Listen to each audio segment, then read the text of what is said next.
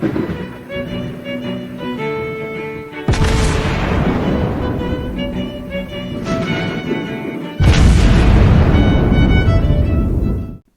everyone, and welcome back to World of Warships Blitz with Terry. Today, we're starting to look at the things that have changed in the last update in 5.5. And the very first thing that we're going to be looking at is the brand new Soviet Tier 10 destroyer that has replaced the Khabarovsk. And the Khabarovsk is now a premium. So this is, well, I'm not actually 100% sure how to pronounce this. I had a look and I couldn't really find a reference to what this name could mean. There's a Czech word called, which is pronounced Delny, and it means to work or working. So that might be, apparently, that might be the name. I don't know. Usually names, I haven't looked into Soviet naming schemes for destroyers, but they appear to be named after cities, but I couldn't really find any city called that. So maybe somebody can shed light to that, but we'll call it the Delny for now. And we'll just roll with it. Mike's apologies if I mispronounced that. So, that thing. The new Khabar, the new Tier 10. The Khabarovsk was not particularly popular. I know there are people who really love this ship, but she had cruiser maneuverability, honestly. And she was very much a scout cruiser from the kind of role you would be playing the ship in. And maybe too much on that direction that people didn't really see that in the destroyer line anymore.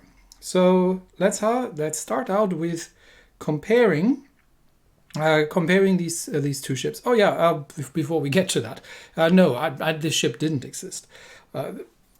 The description, the in-game description mentions that it is a Tashkent class destroyer leader that has been kind of improved in post-war things. I had a quick look at the guns, because the guns are often a good lead as to where they're getting their ideas from. But from what I could find, the Soviets never built a 60 caliber length 130 millimeter gun. They did a 58 caliber length, which we actually have in game, the B2U turret. But not a 60 caliber length. So this gun, I don't think existed. The ship definitely didn't, because they only built one of the Tashkents, and then I think the Kiev was the successor. So yeah, the in-game description says post-war design for the torpedoes and guns. So I think this is a fantasy ship. I mean, not completely, because the Tashkent did exist, but it's like an upgraded Tashkent for Tier 10. That's sort of what they went with. So let's begin by comparing that thing to the Khabarovsk, which is the obvious choice because that's the ship that she replaces. The first thing that stands out, she doesn't get a smoke screen, and in return she gets one more charge of the engine overload. And she gets a better rapid reload. This one gives you a 30% boost compared to the 15% that the Khabar had. She doesn't get a unique legendary equipment. The Khabarovsk had the range versus torpedo range equipment, which probably would have been a decent choice, given how frequently you'll be using the torpedoes on something like the Khabarovsk. But let's go through the numbers. Maneuverability and armor and everything else is, well, at least the armor is better, but the maneuverability, the Delny, is definitely an uptick. And I think this is sorely needed, because the Khabarovsk with a 6.9 second turn time would have had trouble outturning a Minotaur. So that was a light cruiser. That was a scout cruiser for all intents and purposes. So I think it really fits better to have something that is much more in line with what we see with the other destroyer leader, scout cruiser type of things, like Elbing, like Kleber, like these kind of ships. She's quick, as a Soviet ship should be, 41.8 knots. And yeah, the turn time 4.8 second is definitely not great, but it's not as terrible as on the Khabar. The guns. Khabarovsk has the aforementioned B2U turret with 4 twins. The Delny gets 3 twin guns, and they reload a little bit faster than the Khabarovsk, but more importantly, they have a better range. She's got a 10 kilometer range on these 130s. I think that's almost Smolensk range. the damage output is better as well on these guns, but she only gets 3 twins off them. The torpedoes don't hit quite as hard as the Khabarovsk. The Khabarovsk torpedoes hit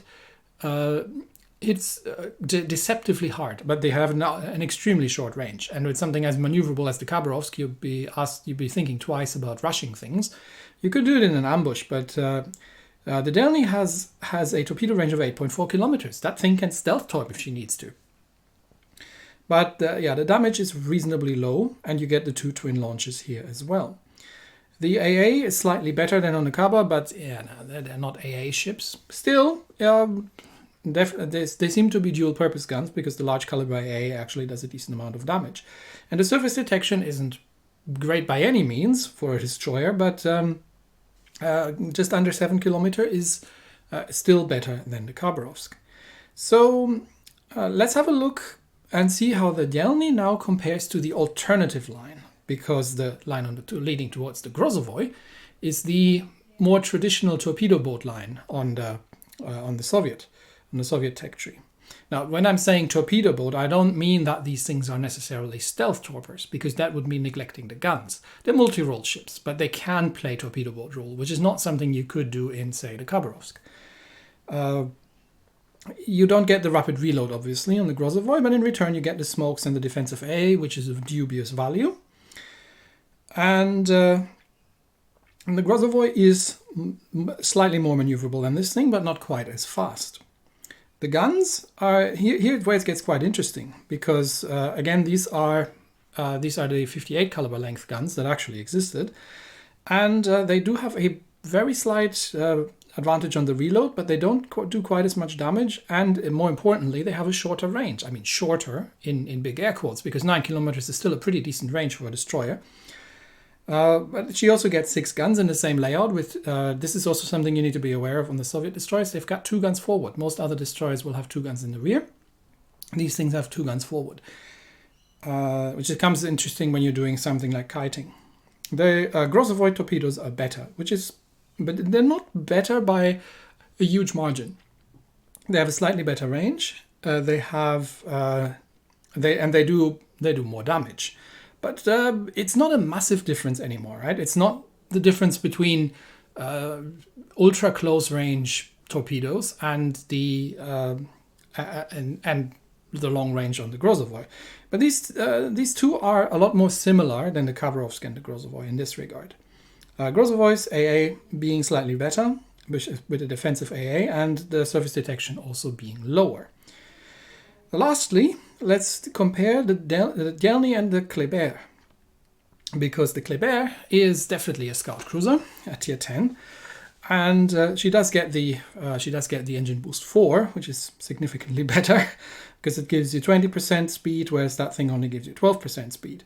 And she gets the rapid reload 3, which gives you 50% compared to the Delny's 30%.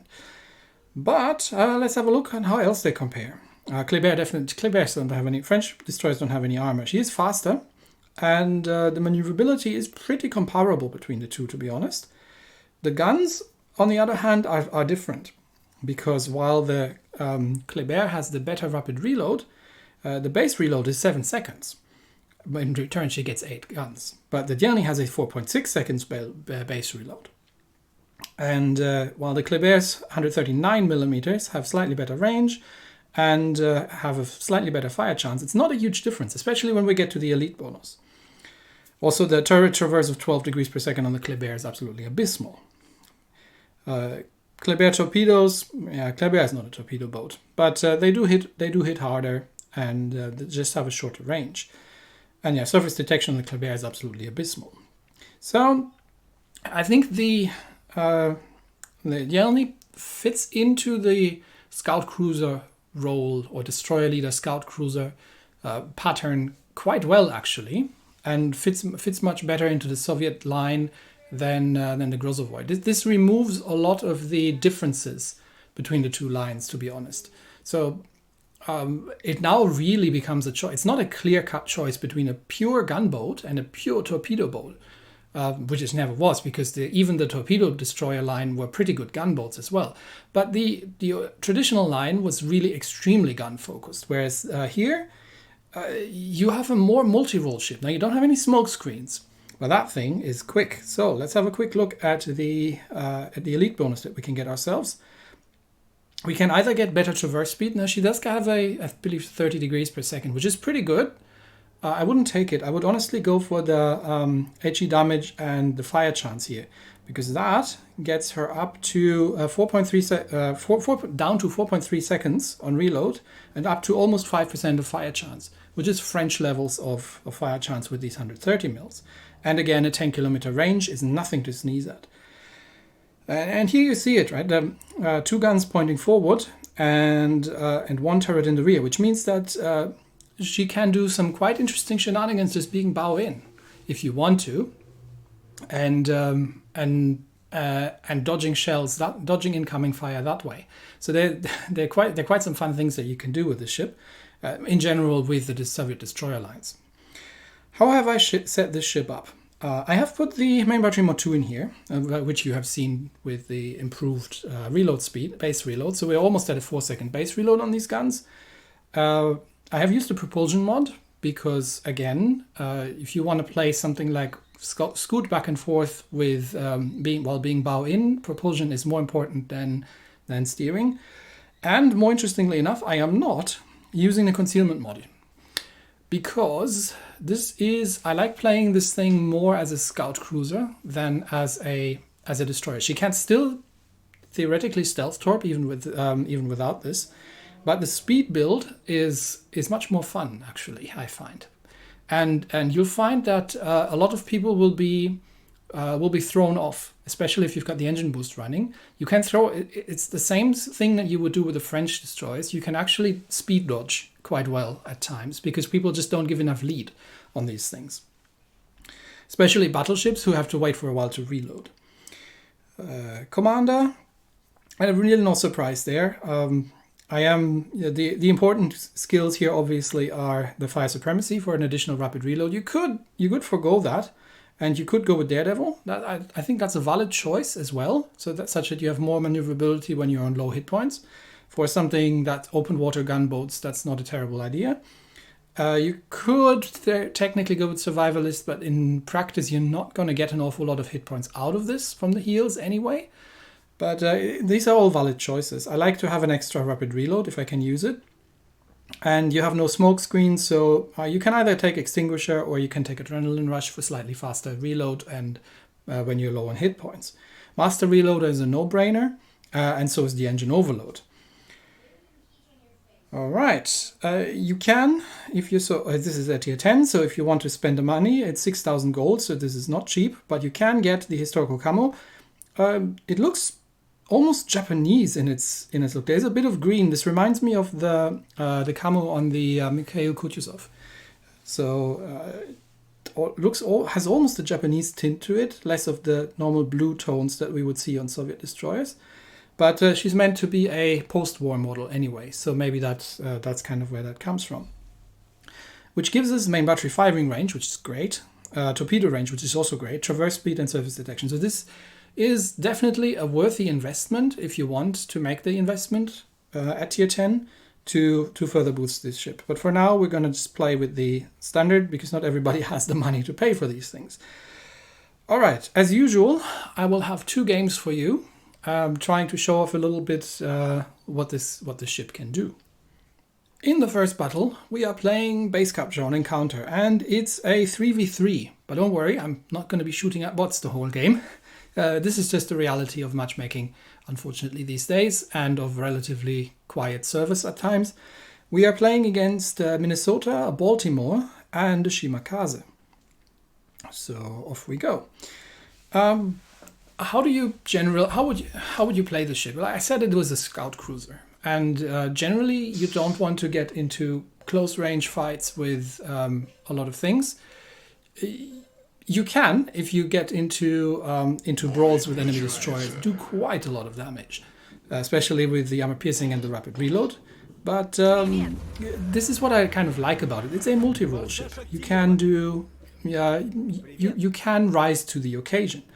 But that said, she is very fast, and with the engine boost running and the preheating, we get to almost 52 knots. So you get off the ground extremely quickly at the onset of the battle.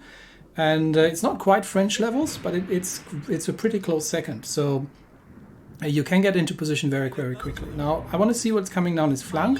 So far I'm seeing the Baltimore. It's a Balti. There's a destroyer. Okay, that's the Fletcher. So I don't really have to worry about these two too much. The problem with, obviously, if you're in a destroyer with bots, is that the bots appear to have random selection of the ammunition that they're using. So if something like the Baltimore at range hits you with armor piercing, that is gonna hurt.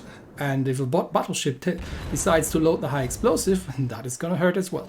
On the plus side, they're not as good they don't damage control fire. So if you can get fire set like now on the Baltimore, that is quite useful.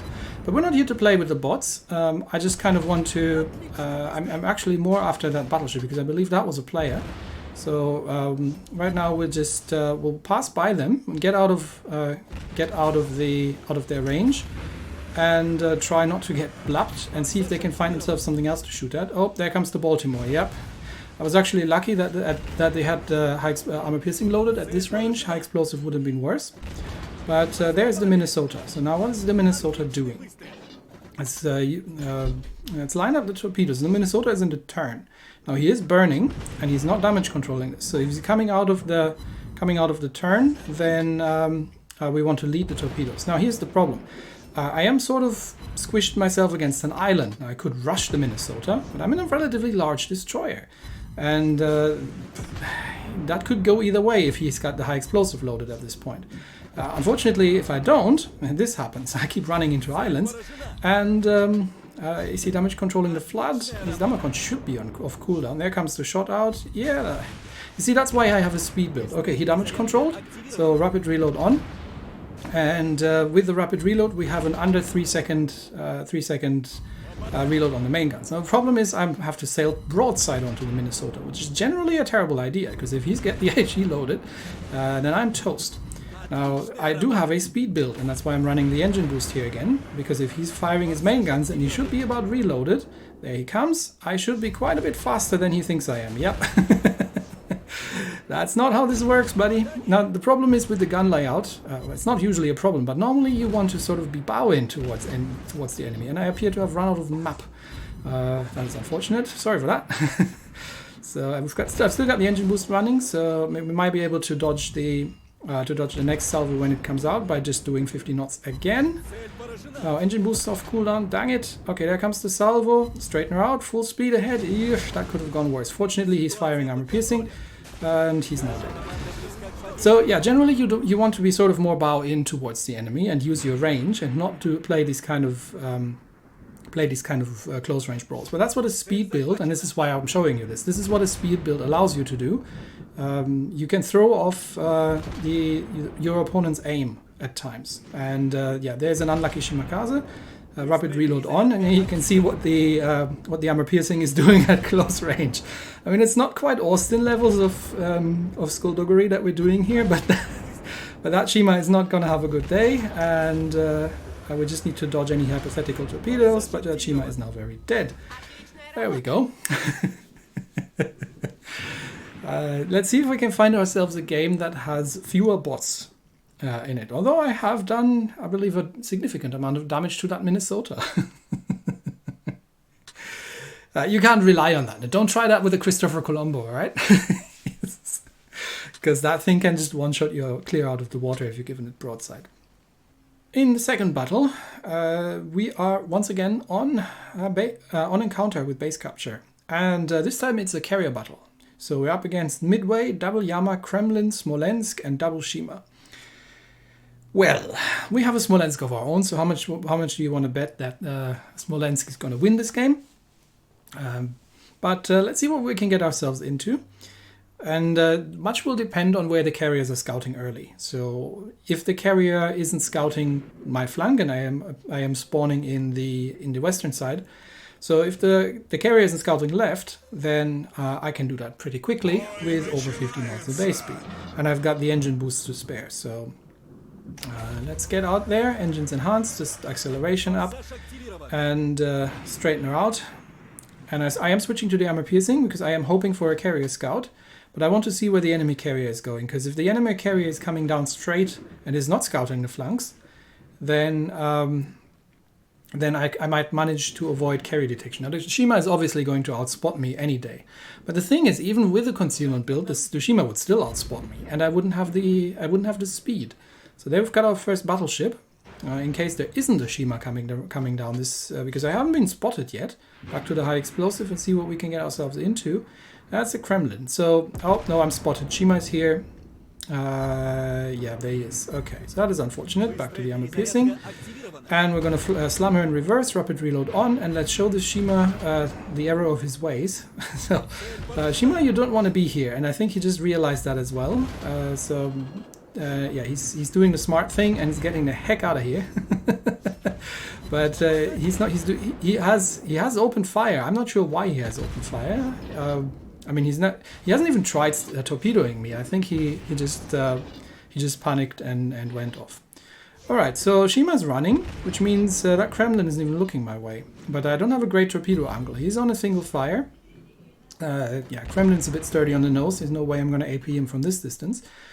The carriers seem to be busy on the other side, so let's see if we can do something about the Kremlin, and let's see if we can set another fire on him, while keeping the nose pointed towards the Shima. See, that's the advantage of the gun layout. You can do this sort of thing. Like, you can use your guns pretty comfortably while keeping your nose towards danger. And yeah, Shima, I'm not afraid of Shima. There come the Shima torps. Okay, so he has smartened up, but because I knew where the Shima was, that is all a waste. So there's another Shima next to me. Kremlin is now, that is the same Shima, is it? Kremlin is now turning, so I'm gonna have to get out of here, because that Kremlin is looking like he is, he has Damacon. Let's see if I can pen his nose. The Kremlin is pretty sturdy, and fortunately he had the armor piercing loaded. He doesn't have to have that again, so he's gonna take a couple torps.